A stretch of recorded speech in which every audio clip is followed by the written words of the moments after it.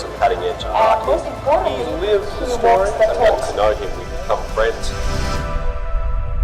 Asking the lady, hey, what's the cheapest room? That was a big mistake because she bloody gave me a room next to the elevator, which, and it wasn't even the cheapest room. And so I get put in this cheapest room, and I'm like going in, just getting started, you know, put my bags down. I'm like, oh, okay, I'm so thirsty, I need some water. And I remember going up to the minibar and opening the minibar, because you don't have it. Some people have said, you know, in the UK it's not popular, but in America it's very popular. And I open the minibar and there's like, you know, these bottles of water. And in my mind I'm thinking, can I actually even afford to buy that?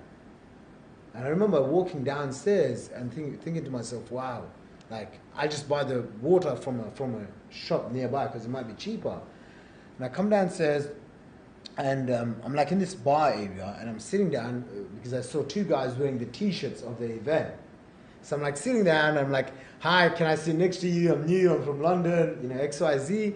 And so these guys are sitting there, they're from Norway. One was called Per, and the other guy, I don't know what his name was.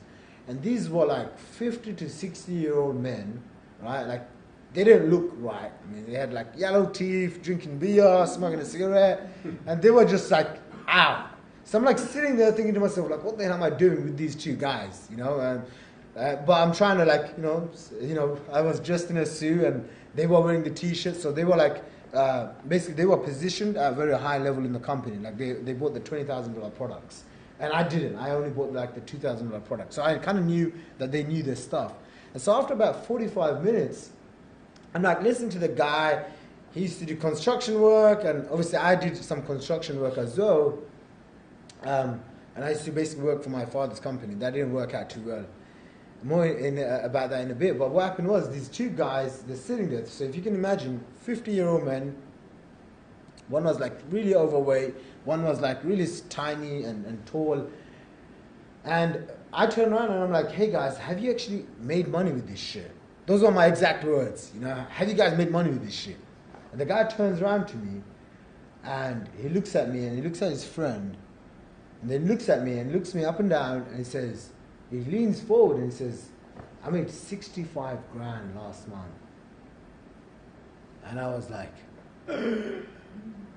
thank you for inspiring me. And I remember coming outside, you know, have you guys been to Vegas? Vegas, right? There's like Bellagio Hotel. I remember getting an ice cream and walking around and thinking to myself, oh man, I'm going to be rich. You know, and he gave me permission. And that's when I started realizing that, what if I had a millionaire mentor right by my side? What if I had a millionaire mentor, someone that was making millions of dollars that I could always go and learn from? And that's what I started doing. I started seeking out a couple of people that were at the level that I wanted to be at, that I could trust, I could, you know, hang out with, I could not just do business and learn marketing, but actually understand how they think. You know, and have fun with them, go out, you know, and that's what I started doing. And just before that, so that was like a big turning point, right? Going to events was a huge turning point for me. Make sure you guys are taking notes. Take the lessons that you think is applicable to you. For me, I made a commitment after that first event that no matter what happens, I'm going to go to events. Like, I don't think I've ever been to an event where I didn't gain something. Each event kind of brings you closer to the goal. And no matter what level you're at right now, you need to go to more events. You need to not necessarily buy more coaching like products or info products, but you know, basically you guys are here and you've paid a substantial amount for some people. For others, it's not a lot of money. And you've paid that because you understand the value of spending these 2 days where you're fast-tracking yourself, right? So ask yourself, what else could you do to fast-track yourself to the next level, next level, next level? And there's always another way, right? And so before that, I guess one of my other defining moments that shaped everything, and this was like before I started making money. And so why am I sharing all of this is because it's the mindset that drove me, right? It's the mindset that drove my actions, my self-talk, my beliefs, and then I started developing habits. In the beginning, I used to spam on Twitter.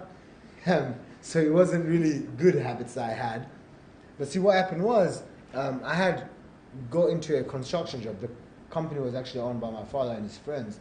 And in my mind, I was like, okay, this internet thing's not working out. And I nearly quit like 2-3 times. So imagine, you get exposed to this world of people making, thousands of dollars a day, millions of dollars. And then because of situation getting so bad, you're like trying to go back into a job and then coming back in, then coming back out. And so I had got this construction job. And in my mind, I was like, okay, I'm going to go in, I'm going to learn plumbing, because I'm going to be a plumber. Sorry about that. And so I thought I'm going to be a plumber, which obviously turned out very different right now. And I remember going into my dad's workplace and then telling these guys, listen, come and work for me. And I thought, okay, I'm just going to go in and steal his employees and start my own company. And then that didn't turn out right, because the next day I came into work and all the uncles and my father said, son, you need to come here. And it's not right, you're just stealing our employees. And I'm like, okay. And so I used to, because I was the youngest worker there, I'd basically make anywhere from 10 to 30, sometimes a lot more cups of tea every single day. And then they never used to let me play with drills, to drill the ground. They would say, go and sweep the floors.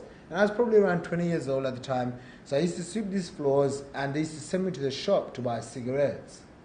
Because, smart builders, smokers, right?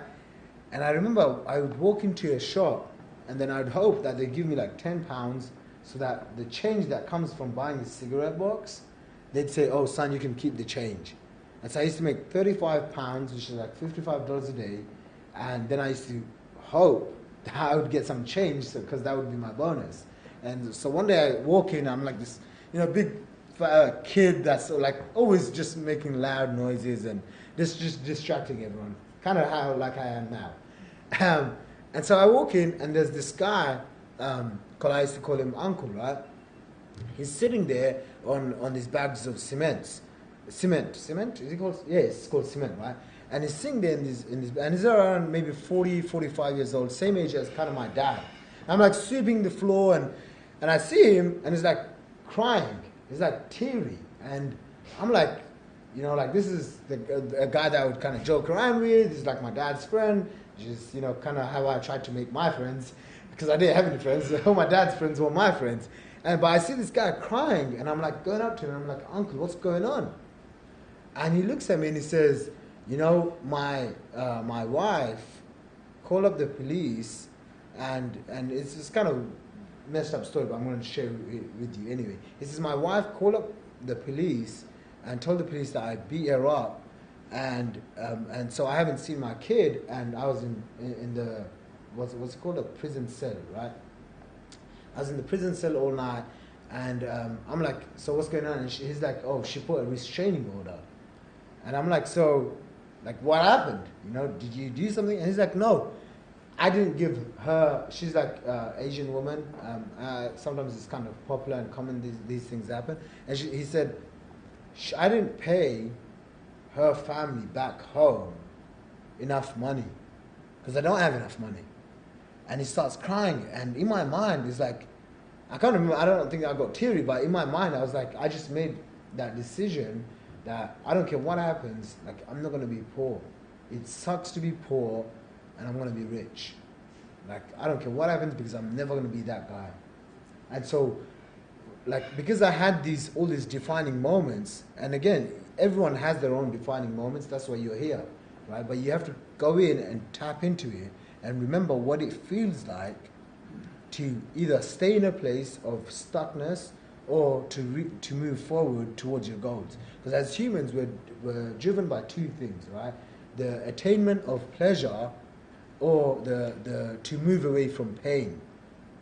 So I might, talk about, hey, I want to, go and make $50 million and buy a private island, and that's just there. But deep down, and like, it's 50-50, that's kind of what everyone said. And sometimes it's, you shouldn't operate from fear, and you should operate from love.